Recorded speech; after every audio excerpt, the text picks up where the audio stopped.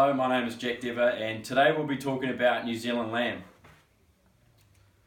New Zealand lamb has been a main contributor to our primary industries and global exports since 1882, when the first shipment of frozen meat was taken on the SS Dunedin over to Europe.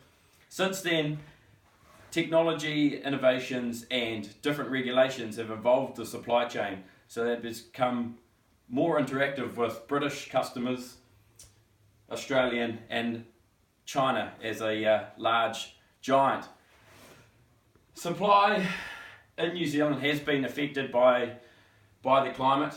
There's a lot of other factors that contribute towards the supply being affected, but noticeably this year and last year there has been an 8.1% decrease, and this is mainly due to the El Nino drought conditions that farmers have struggled in the past years to establish nice healthy lambs and produce them for the global markets, as the weather has dictated the numbers that are produced.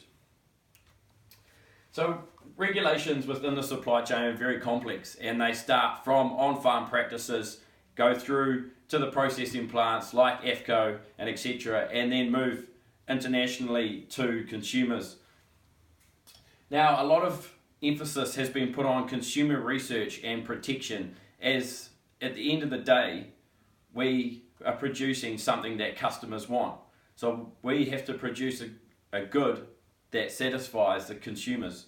So Beef and Lamb of New Zealand have introduced Quality Mark, where it is a whole factors of quality, from the tenderness to the taste to the packaging to the labelling of the product, to interact with the consumer and make it a more sufficient product.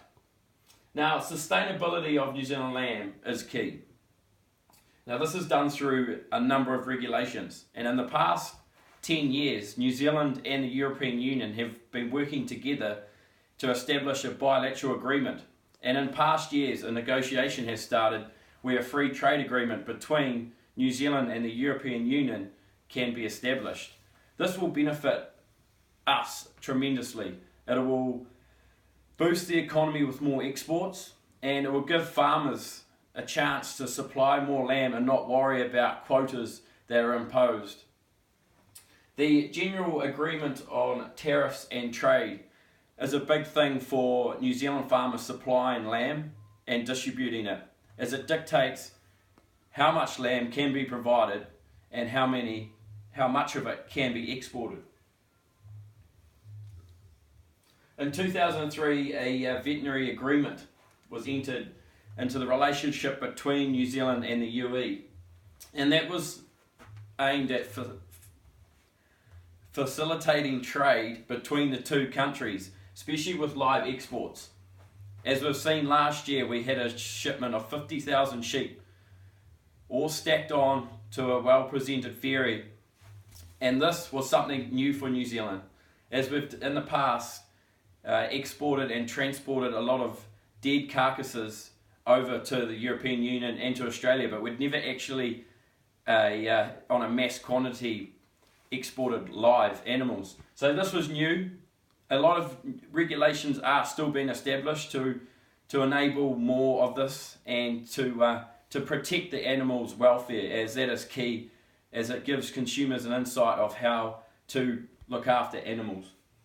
Global markets are attracted to this quality because through the supply chain, the new regulations that are imposed enable, once again, the consumers to interact and to see how and where the lamb has produced. And this is through new innovations like the NATE tags, where this is a trace and track device that is imposed on the animal, and it can be tracked from the date of birth right through the processing plant to the restaurant. So the consumer has a fair idea how and where the product has been produced. Now, to wrap it up, New Zealand lamb is key for us with our exports and our, as a country, to establish more relationships with the European Union. Without New Zealand lamb, with contributing to the primary industries, we wouldn't have such a bursting economy that offers a lot of opportunities to other international markets. Thank you.